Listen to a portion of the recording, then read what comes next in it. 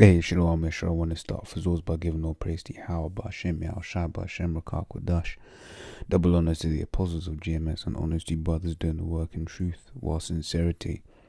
So I'm just going to make this a real quick one. This is Scandinavians are done with cash. This was, earlier on today, just after lunch.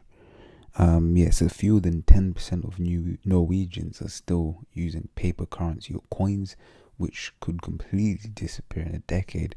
And if you're in the know, you know that's a lot longer than what the elite. They mean the elites are ready to push the chip.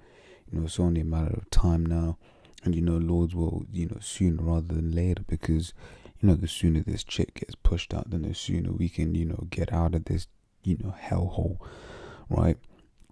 Let me go down to here. It says, according to our latest numbers, we have less than 3% of broad money in cash, less than 10% of the number of transactions, including buying coffees, are in cash. Basically saying that these Norwegians are using a card for everything, right? It says there was another good point as well. Where did I see it? I just lost my bearing. Here's one. It says Sweden. This was the point. It says Sweden is the most cashless nation, with barely 1% of the value of all payments made using coins or notes. So basically, the infrastructure is ready in Sweden, for them to go full chip mode, right? It says for example, the country has banned cash on buses for concerns over driver safety, right? And when they push this chip, they're going to be pitching it as, oh, safety this or safety that. Your money is more safe, it's more transparent. But really, Esau's trying to be a god. Esau's basically trying to make himself a god, right? He really thinks that he is. But it says Ezekiel 28 from the top, says, the word of Yahweh came again unto me, saying, Son of man, say unto the prince of Tyrus, thus saith the Lord power, because thine heart is lifted up, and thou hast said, I am God. So like, I sit in the seat of God in the midst of the seats, yet thou art a man and not God, though thou set thine heart as the heart of God, right? So originally it's talking about Tyrus, but who this can be applied to Esau today, because it says thine heart is lifted up. Basically you're proud, right? Who's the most proud right now on the face of planet Earth? Esau, the so-called white man, right? It says, I am God, I sit in the seat of God in the midst of the seas, right? Like I said, he's basically taken everything the Lord has said, right, and then flipped it upside down. Like you got Isaiah 29:16, well, surely your turning of things upside down shall be esteemed as a potter's clay, right? It says verse 3, behold, thou art wiser than Daniel, right? And the so-called white man is wiser than Daniel. Look at all of the he's able to make a man into a woman, right? And part of this part of his wisdom came microprocessors, computing and all that, and ultimately will lead to the chip, right? It says, there is no secret that they can hide from thee. With thy wisdom and with thine understanding thou hast gotten thee riches, and hast gotten gold and silver into thy treasures. Because for instance, he's the Lord gave him the wisdom of the atomic bomb, right? And with that, he's been able to bully the nations. Each time a nation comes up against them, they can just be like, we've got a bomb though. That military might, for instance, they wanted oil from Iraq. They went over there. They carpet bombed Iraq. And that was good. Afghanistan, the same thing, right? Each time America wants something, they can, just, use the military might, coming from the wisdom that they've been given from the Most High, right? To basically bully the nations into submission. And with that, the nations basically like, oh man, hey, whatever America wants, America gets, right? It says Verse 5 says, by thy great wisdom and by thy traffic thou hast increased thy riches, and thine heart is lifted up because of thy riches. Yeah, that your pride. Think something like America spends more on their military than the next 8 countries combined. Right, it says, therefore thus saith the Lord power, because thou hast set thine heart as the heart of God. Behold, therefore I will bring strangers upon thee. He goes into, this whole chapter is good, right? That's going into, the pride, of Esau. Also wanted to touch on, this thing here that was said, for driver safety, because that's more proof that you can't trust this devil. Right.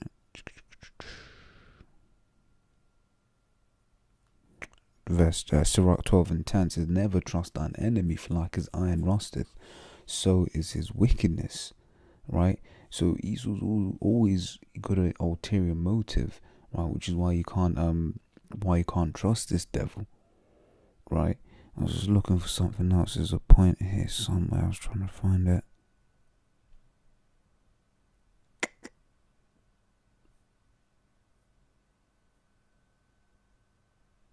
No, I don't know where it is.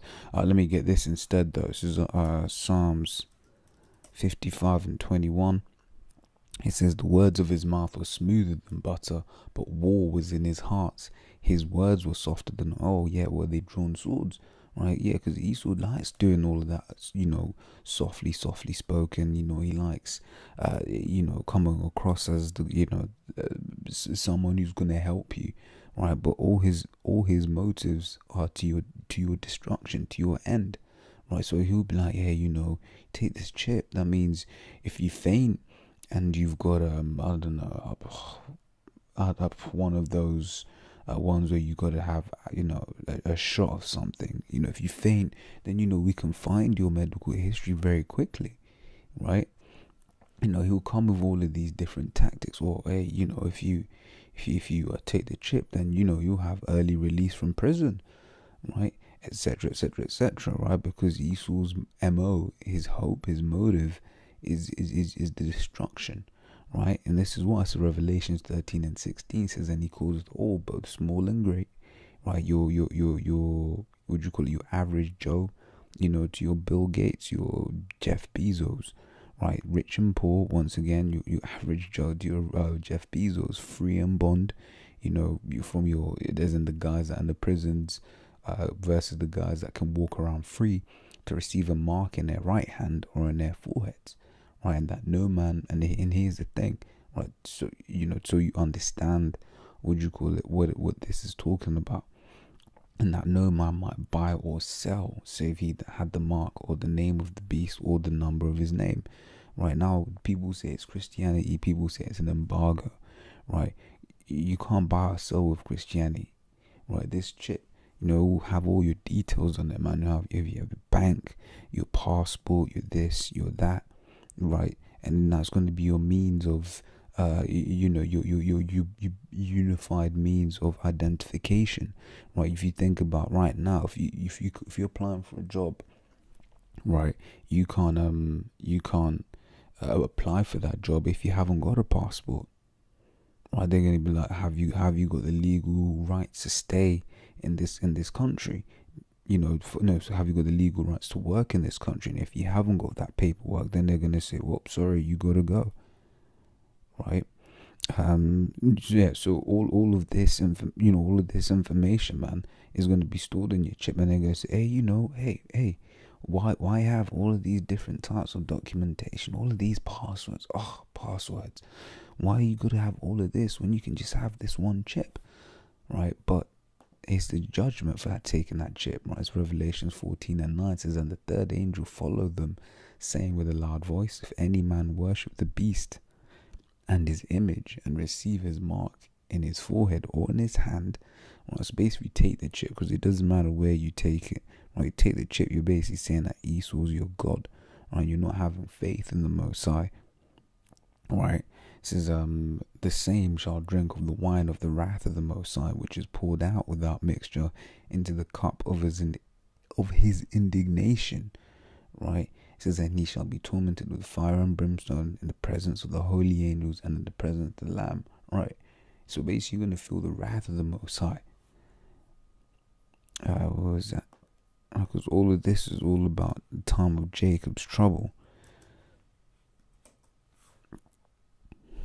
Alright, it says, Jeremiah 30:7 says, alas, for that day is great, so that none is like it. It is even the time of Jacob's trouble, but he shall be saved out of it. Right, so it's going to be a time of temptation.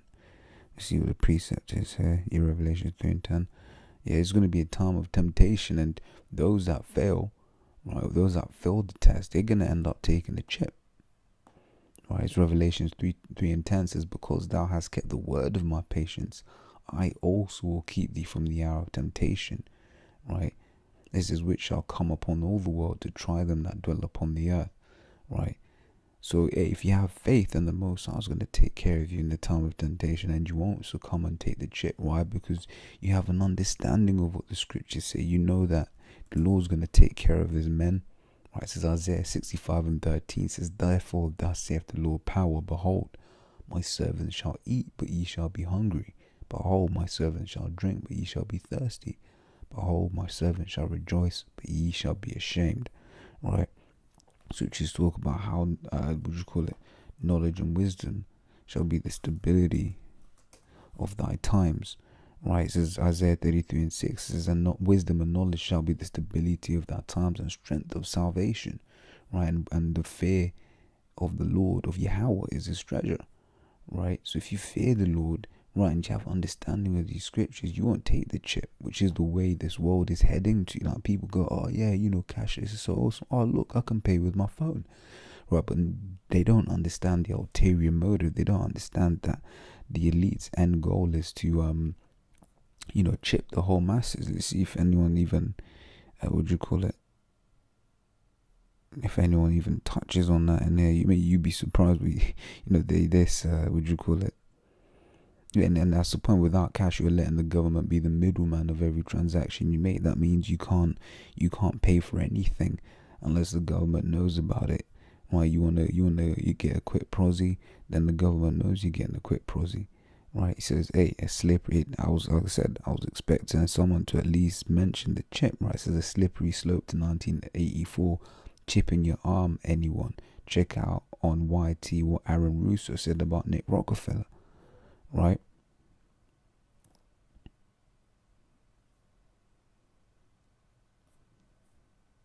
So I was just saying, so the scriptures, so if you have the knowledge and wisdom of the scriptures, then you think of scriptures like Isaiah 65:13, where it says that, the Lord's men will be taken care of.